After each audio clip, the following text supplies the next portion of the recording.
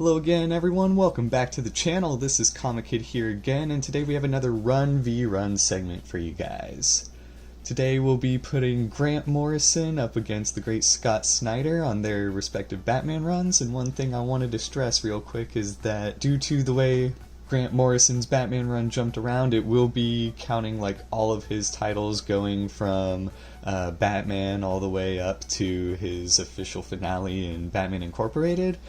And then Scott Snyder will include his entire New 52 run with the added addition of Dark Knight's Metal. And I'll be mentioning storylines like Final Crisis for Grant Morrison as well, just because important things happened in there that really affected his Batman run, and it was still like co-written by him, which is kind of why Metal is here as well. Snyder himself said that Metal is kind of a culmination of everything he'd done in his New 52 Batman run, and so I feel like it's important to include that as well. Now, to start off with Grant Morrison, this is not the very first issue on the far left over here, it's just the earliest one that I have by him. But his run actually started in the Black Glove storyline. And it is a good read, don't get me wrong, but the run really kind of like picks up with 655 here. This is when Grant Morrison first introduced Damian Wayne, and this really kind of starts everything he did as far as like defining his Batman run. That's not to say that the Black Glove stuff is bad by any means, and Morrison definitely has some callbacks to it, and I would definitely recommend you read it. But 655 is also like a pretty good jumping on point. If you were to start reading Morrison's run from this point onward, you could still get the full picture. And so yeah, introducing Damian Wayne is easily one of the biggest and most important things that Morrison ever did for Batman, you know, aside from actually killing Bruce Wayne in Final Crisis. And so even people who don't like Grant Morrison's run really have to acknowledge everything he did for the character, just because he really changed a lot of things for Batman overall. He really kind of defined the character going forward, and he eventually kind of brought his run full circle, like almost every other comic book author does. But the introduction of Damian Wayne and the death of Bruce Wayne were easily two of the biggest things he ever did. As far as the strengths of Grant Morrison's run go, I mean, he kept a pretty fair tone throughout, and one thing that Grant Morrison is known for is that he's generally kind of like a weirder author. He goes out and explores a bunch of like weirder like sci-fi or fantasy elements, introduces a lot of like strange concepts that not a lot of people would ever even think of. And you definitely see some of those characteristics in his Batman run, but it's also very tame in comparison to other works like his Doom Patrol run or The Invisibles or anything like that. So if you're a fan of Grant Morrison and you haven't read his Batman run just because it's a superhero comic or whatever reason, it is still weird. I definitely think there's still a lot to appreciate about it, and even if you aren't a Grant Morrison fan because you think he's too weird, this run is very, like I mentioned, like tame, nothing too weird, although there are still some weirder elements in regards to like the Zur-En-Arrh Batman, and Batmite eventually comes to play a small role through an arc. But regardless of your thoughts, like yeah, there's really no denying that he did a lot for Batman overall over the years. And some of the other strengths that he did was he incorporated a lot of really cool elements from Batman's past, all while doing a bunch of new stuff with him as well. For one specific example, there's a Golden Age Batman issue where Bruce finds out that his father, Thomas Wayne, was the like first Batman in Gotham to a degree, and Morrison brings that back kind of through the character Dr. Hurt. He brings back the same costume, and so you really can tell that he did his homework. Morrison also introduced some new villains, like Professor Pig was a really cool one. Very dark, very, again, weird. But again, he turned out to be a really cool Batman villain. And then easily one of the other highlights of his run is Dick Grayson as Batman. After Morrison killed Bruce Wayne off in Final Crisis, Dick Grayson assumed the mantle, and Damian Wayne assumed the role of Robin, and the two made for a great dynamic duo. It still had a great feel for a Batman book. Dick Grayson was a bit of a lighter Batman in general, but I mean it was a great run. His Batman and Robin was a really solid read, and even after he left Batman and Robin, Dick Grayson remained in the cowl for a little bit. There was a weird time when Bruce came back where there were two Batmans, and Morrison didn't write everything, but his Batman and Robin run in particular was just very fun, a great read, and if you guys haven't read it, I highly recommend that you do. And then from there, Morrison introduced the idea of Batman Inc., or Batman Incorporated, got a few issues into its main run, and then eventually relaunched as part of the New 52 as well. And that's what really kind of rounded out everything in Morrison's run. But essentially, he introduced the idea of Bruce Wayne revealing that he funds Batman, not that he is Batman, and then announcing an initiative to put a Batman in a bunch of major locations across the globe. And throughout Batman Incorporated, the run, you really see the pros and cons to that, and then there's a larger mystery unfolding at hand, and some really cool details there. And I guess I'd say that's definitely another thing that I appreciated about Morrison's run, was that he definitely kind of had everything mapped out. You knew he was in it for the long game, and it was just a really nice long run from him. Especially if you liked his run, then you always had something else to look forward to all the way up until the finale.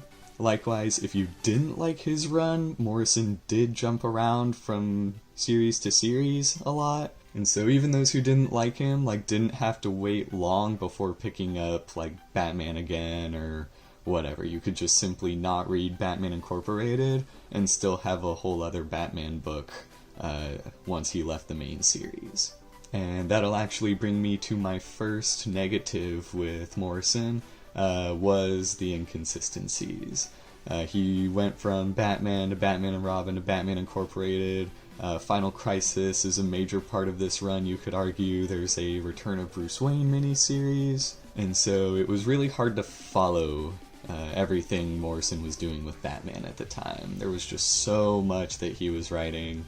And while it's all really good, I know I read a lot of it out of order just because I didn't know what the order was at the time. And I was new to comics when Snyder came into the picture, and so I was trying to backtrack and everything like that. So I did read his run out of order, and I would definitely recommend reading it in order, obviously. But it can get confusing, especially with reboots and relaunches, as to exactly which order you're supposed to follow. And I guess aside from his inconsistencies with the title, I don't really have any complaints as far as Grant Morrison's run goes. I know a lot of people didn't like Damian Wayne when he was first introduced, but I thought he made a great addition to the series. I would definitely say that he's grown a lot as a character, and Grant Morrison didn't have anything to do with bringing the character back after he killed him off in Batman Incorporated, but since then I feel like he's made a pretty good addition to the Bat family, and he's one of those characters that I kind of love to hate, and so I am glad he is in the books still. And I'm glad that he stuck around beyond Morrison's run alone, because I just think Damian Wayne makes for a really interesting character. And then one of the other things that I forgot to mention for the pluses is that Morrison did work with a bunch of different artists in his time. Andy Kubert, Tony Daniel, Frank Quitely, Chris Burnham, he worked with a lot of great artists over the years, and so you really see a little bit of diversity throughout his entire Batman run. And a lot of these artists just are absolutely phenomenal, and they really added a lot to his books. But overall, I was very impressed with how Grant Morrison's run turned out. And now, at the start of the New 52 is where Scott Snyder came in, and Morrison was still writing Batman at the time, but he was really only on Batman Incorporated. He did have other titles like Action Comics, but as far as his Batman run was concerned, Batman Incorporated was the only one. And Scott Snyder kind of exploded onto the scene with his New 52 Batman. He'd written Detective Comics before, and if you guys haven't read Batman the Black Mirror, it is really, really good. I highly recommend it. It's a story with Dick Grayson as Batman, but it's easily one of Snyder's best works on the character. That said, Black Mirror doesn't really have anything to do with the New 52 run onward, so it's not going to be talked about too much here. But Snyder's run officially kicks off with with issue 1 of the New 52. He did everything from introducing the Court of Owls. He also killed off Bruce Wayne, although instead of making Dick Grayson Batman again, Snyder decided to put Jim Gordon in the suit. And then, strictly speaking, Snyder's run is still going.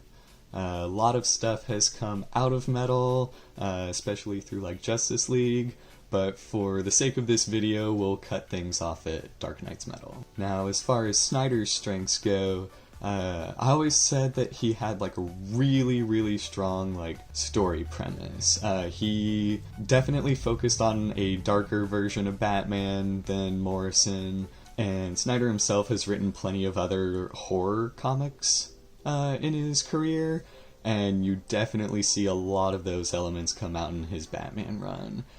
He made a lot of really cool, like darker, just kind of like creepy characters, and kept a really dark and horror-themed tone throughout his Batman run, and it really worked with the detective, gritty style and approach that Snyder took to Batman overall.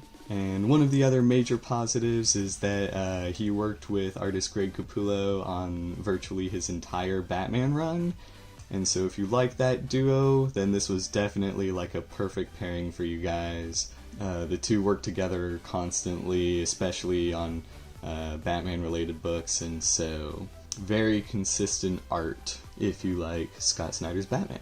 Another positive to Scott Snyder's run is that he was also clearly in it for the long term. Like I said earlier, his run technically continues beyond Dark Knight's Metal.